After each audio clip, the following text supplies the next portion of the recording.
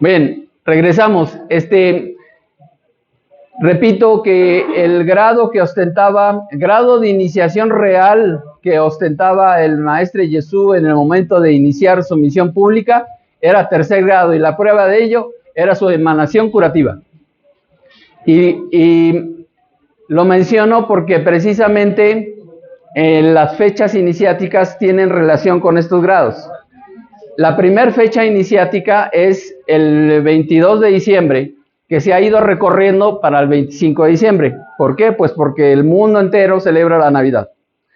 La Navidad se considera el nacimiento de la luz, es decir, es la fecha en que el solsticio de invierno inicia.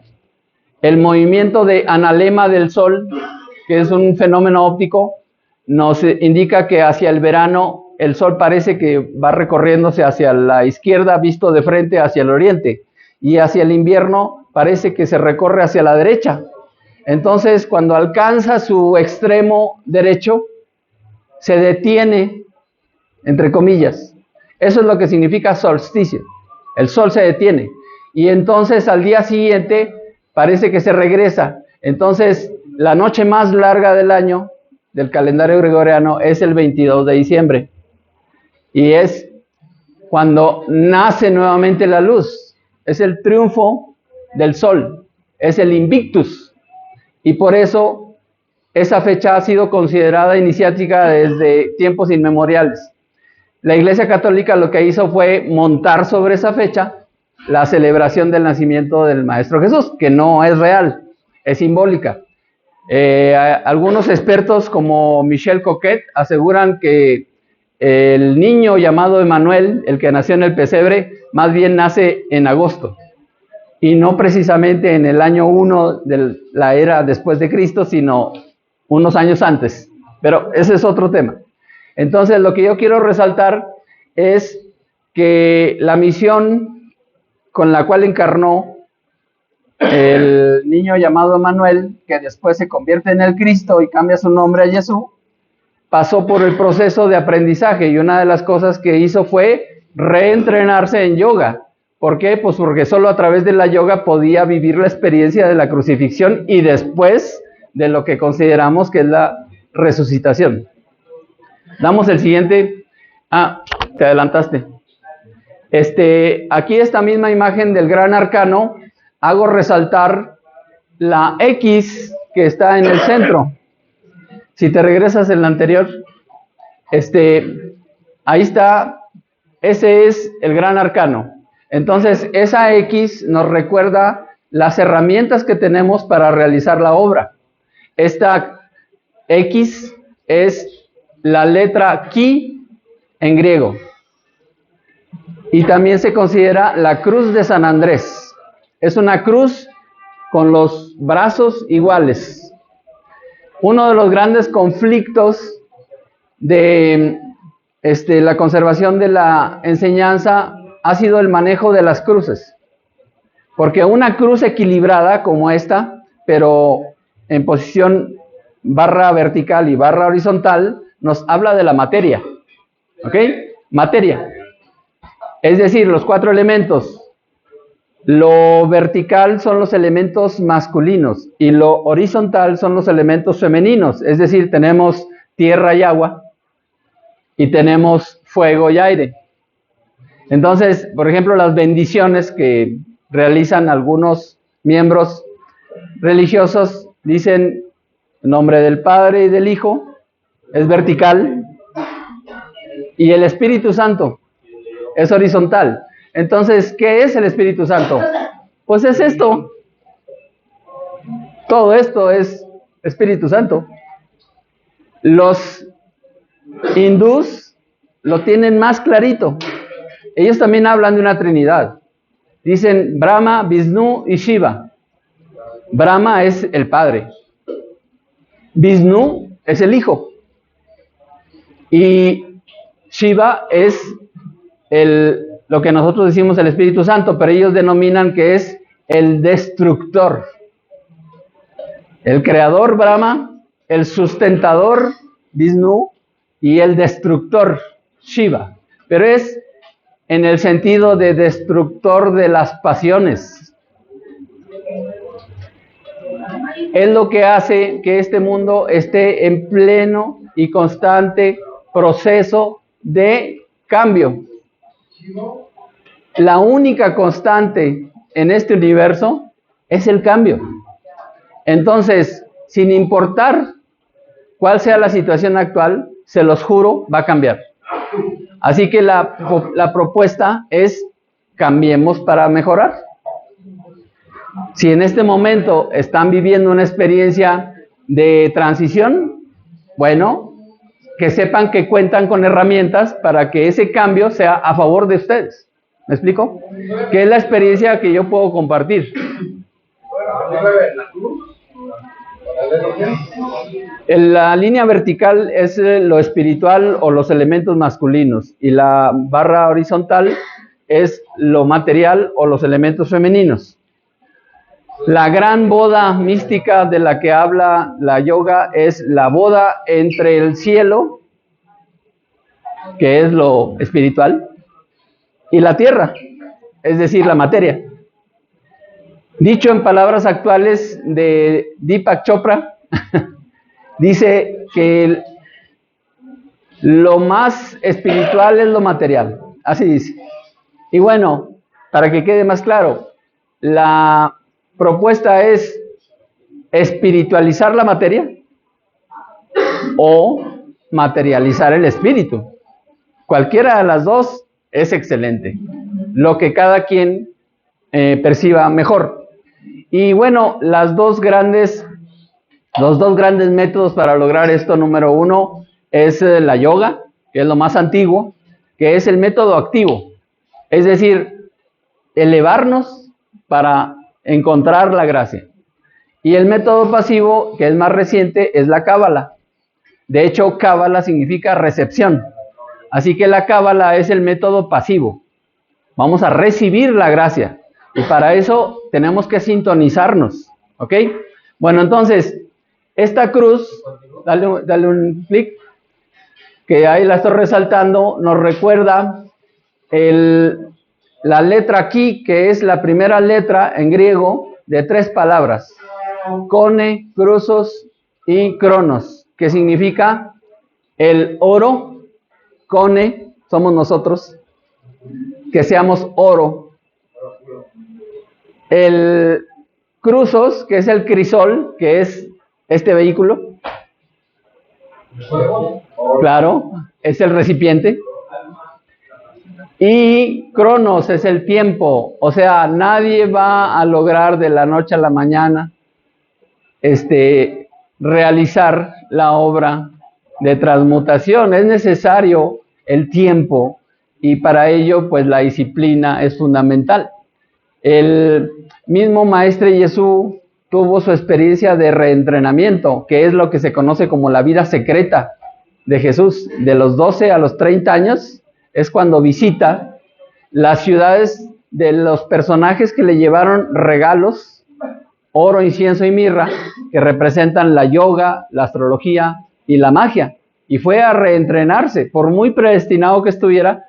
Al llegar nuevamente a este plano, pues se velan muchas, lo que deberíamos de recordar todos, ¿no? Entonces se va a reentrenar. Así que esta es la invitación. Damos otro clic. Y bueno, esta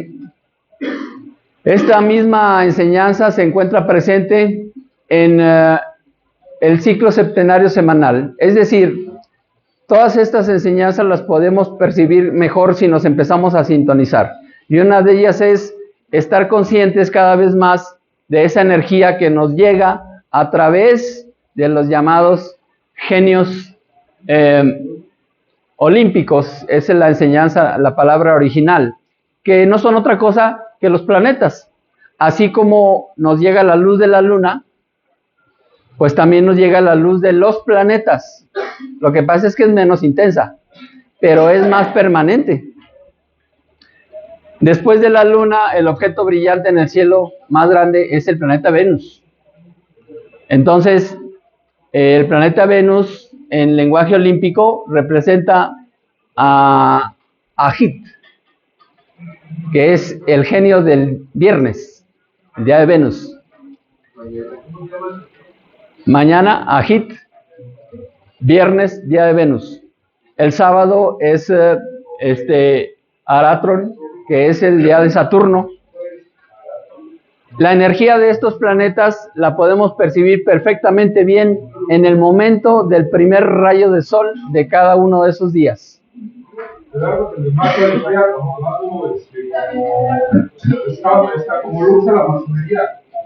Bueno, sí, claro, o sea, esta enseñanza ha sido utilizada por diferentes escuelas. Este libro de donde proviene esta enseñanza se llama La magia de Arbatel y lo escribió un personaje llamado Cornelio Agripa, que era obispo de Ratisbona. Como pertenecía a la jerarquía, pues se le permitió algunas de estas cuestiones y más. Como otros, por ejemplo, Tomás de Aquino, Santo Tomás de Aquino, que era un mago extraordinario. Y muchas enseñanzas fueron conservadas de esa manera. Lo que yo quiero resaltar es que ya no son secretos, solo que necesitamos profundizar en el estudio y empezar a manejarlo poco a poco. La mejor hora para contactar con la energía de estos planetas es con el primer rayo de sol de cada día.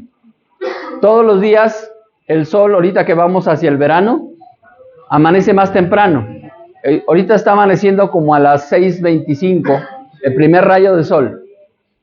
Antes de la salida del sol clarea, eso es el amanecer. Y eso también es otro ejemplo de lo que los alquimistas de la Edad Media hacían para respetar esa sintonía cósmica. El proceso alquímico son 4 fases también. Primer fase se llama nigredo, de color negro. La segunda fase se llama albedo, de blanco. La tercera fase se llama rubedo, rojo. Y la máxima es citrino, que es el amarillo más brillante.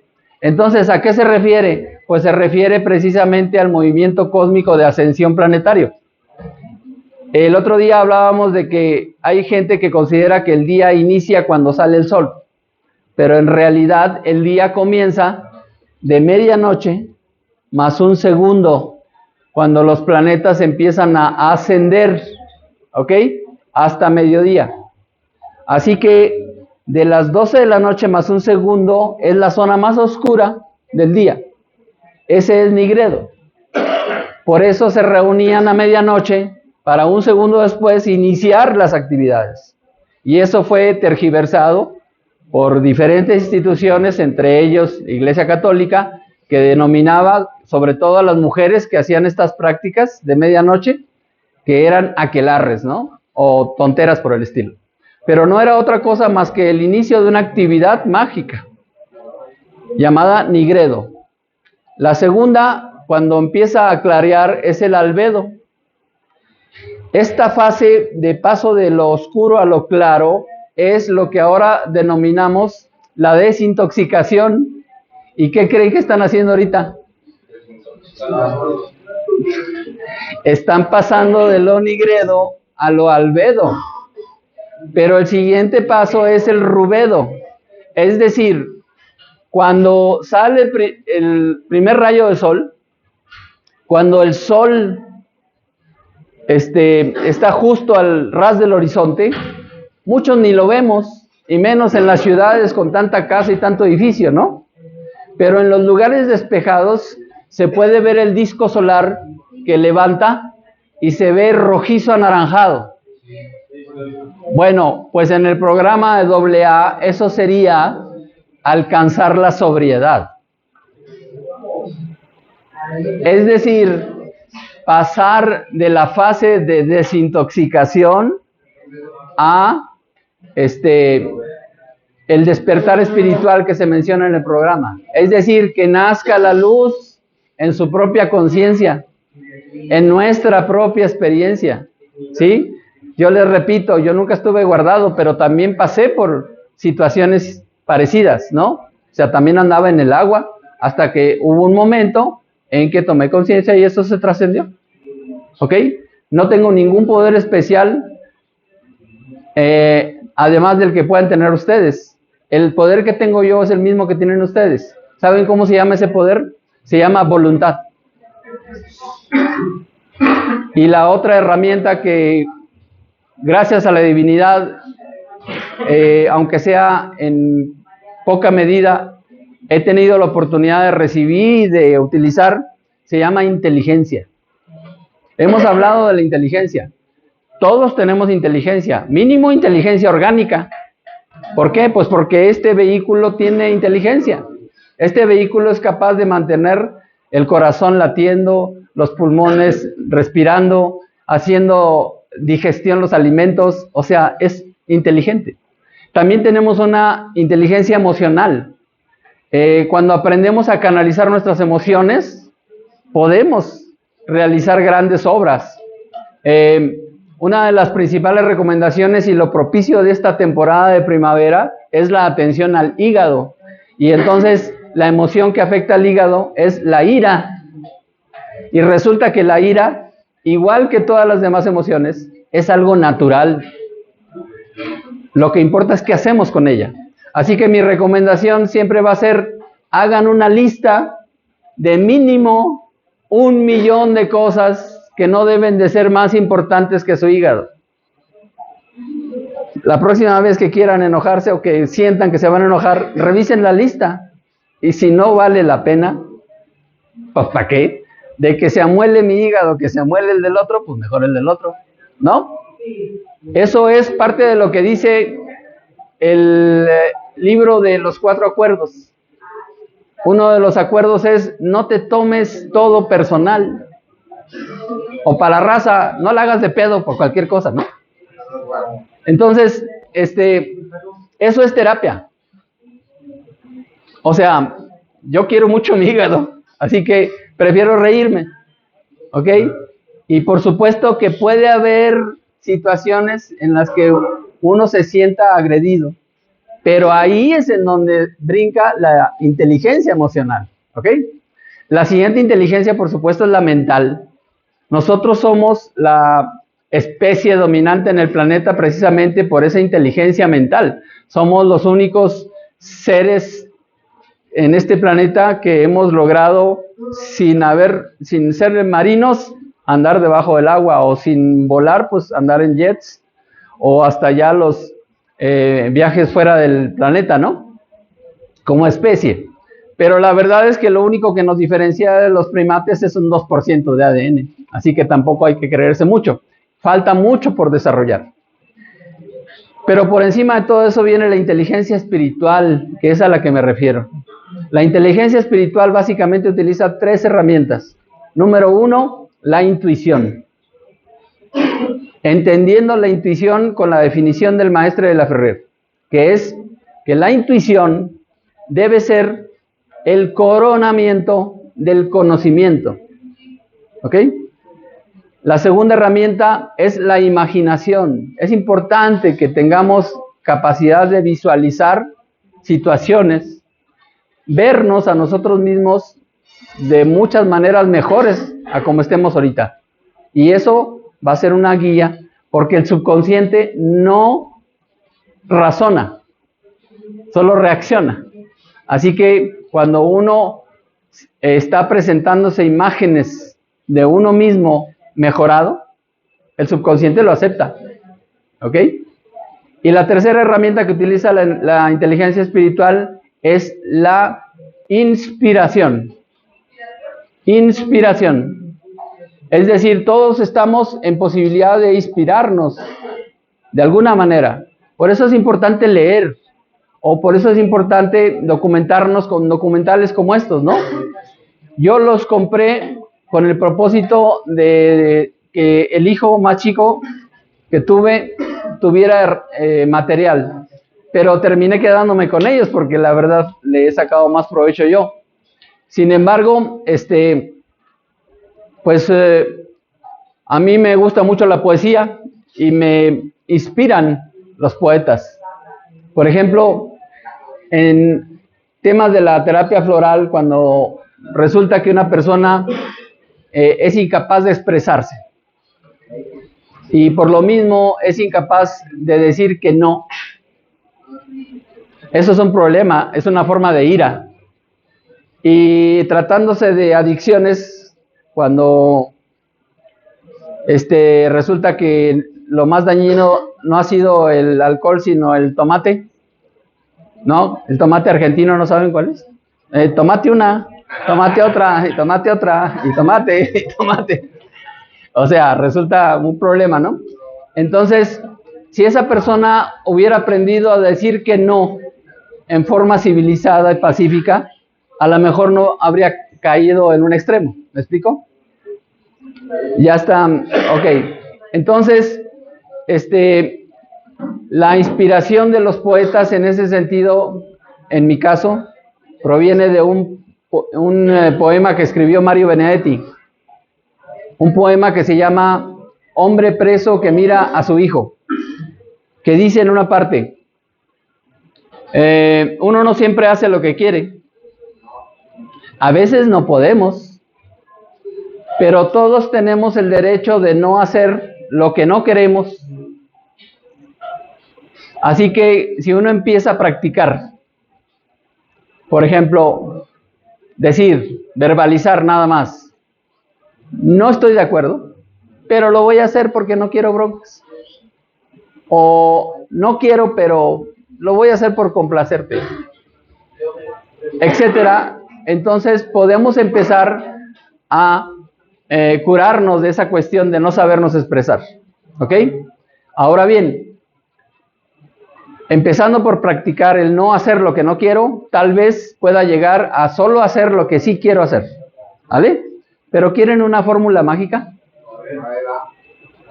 No hagan lo que quieran. Quieran lo que hacen. No hagan lo que quieran. No hagas lo que quieras. Quiere lo que haces. Cualquier cosa que hagas, si la haces porque de ti, de tu capacidad de amar, surge, entonces estará bien. Ok, bien, vamos a avanzarle rápido porque tenemos que terminar. Bueno, esta imagen es la imagen del Cristo de la nueva era. O sea, esa imagen del Cristo crucificado se va a ir quedando atrás. ¿Por qué? Porque eso no es lo importante. Para empezar, los que lo crucificaron fueron otros, pero precisamente la experiencia fue para demostrar que se puede trascender ese tipo de experiencias y otras. Este personaje es una pintura, por supuesto, se reconoce como el Señor de la Misericordia. Y ya vieron que hay un rayo rojo y un rayo azul, pues son ni más ni menos el planeta Marte, el rayo rojo, y el planeta Júpiter, el rayo azul. ¿Por qué? Porque son los planetas que nos reflejan la capacidad de sanación que tiene el Sol. Así que cuando tomamos cualquier medicamento, justo cuando esos planetas están en conjunción con el ascendente, que es la línea roja, allá al oriente, se tiene, por supuesto, que tener un programa para hacer esos cálculos y depende de la ciudad en la que se viva. Y aquí estoy por presentar a los directivos de la clínica CREA una propuesta de salud radiónica para los huéspedes, pero ya les daré más datos adelante. ¿Damos? Y bueno, pues ese es el orden del principio del estudio de la yoga. Damos otro. Y bueno, resaltar que por muy fuerte o muy difícil que pareciera hacer algunos ejercicios o algunas posturas, ¿ok? El primer paso en la yoga es mental y es el desarrollo de estas angas, que son yama, se reconoce como las abstenciones. Número 2, niyama, que son ética, perdón, las reglas de la vida. Yama es la ética, Niyama es la estética, y luego la enseñanza que trajo el maestro de la Ferrer, que es la gimnasia psicofísica, como una preparación para las asanas o posturas. En la próxima plática vamos a resaltar esta cuestión de las dos primeras angas. ¿Por qué? Porque seguramente aquí están haciendo muy buena labor, están desintoxicándose, están en el proceso de liberación de algunas cuestiones y de estabilización. Pero lo que quiero es sembrar una semilla de ¿y qué van a hacer después? Así que a lo que quiero llegar es a la quinta niyama, que es Isvara Pranidhana, que es el servicio a un ideal. Así que vamos a definir bien lo que son los ideales. Muy bien, continuamos. Y bueno, esta es una reflexión de una plataforma que se llama Los Dioses de la Sincronicidad y se le adjudica a Siddhartha. Lo que no estoy seguro es si se refiere a Siddhartha, el personaje de la novela de Hermann Hesse, o Siddhartha Gautama, conocido como el Buda. De cualquier manera, me gustó mucho y quise compartírselos. ¿Por qué? Porque la próxima luna llena, la luna llena del signo del Toro, es la luna del Buda. Y vamos a hablar sobre eso. Entonces dice así: por uno mismo se hace el mal y por uno mismo se contamina. Pero por uno mismo se deja de hacer el mal y uno mismo se purifica. La pureza y la impureza dependen de uno mismo. Nadie puede purificar a otro, así que es la labor personal. Bien, para cerrar esta plática quiero recordarles algo muy importante que el maestre Jesús nos explicó.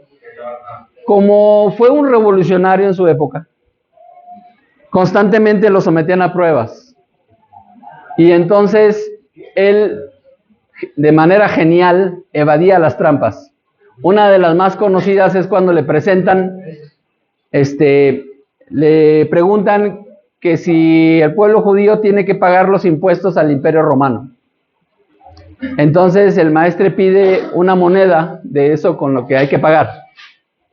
Y ya que se la presentan, dice: ¿quién está aquí?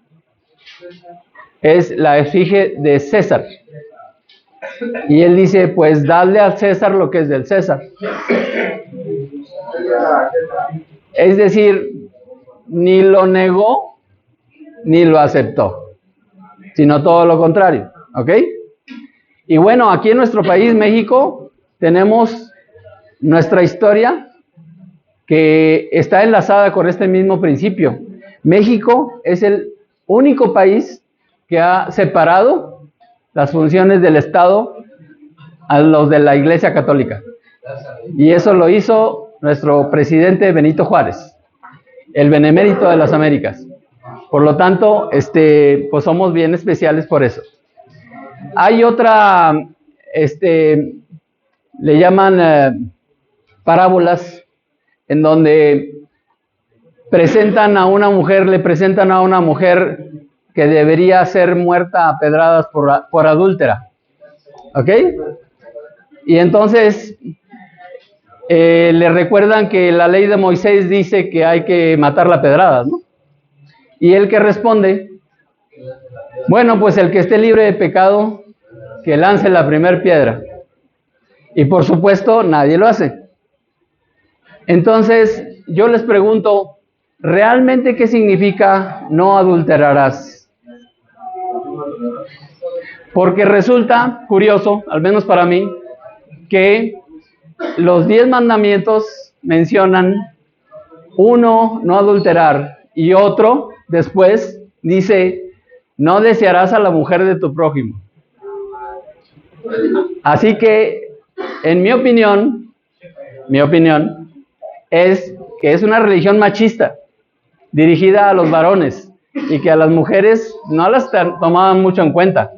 Por lo que el significado de no adulterar no tiene nada que ver con lo que se piensa generalmente, sino que tiene que ver con la medicina natural, y ese tema lo vamos a tratar en la siguiente. Pero para finalizar nada más, el Maestro Jesús expresó lo siguiente: no he venido a abrogar la ley. Se refería a la ley de Moisés. No he venido a abrogar la ley, o sea, a terminarla, sino a cumplirla.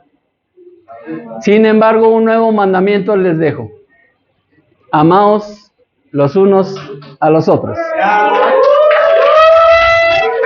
Gracias.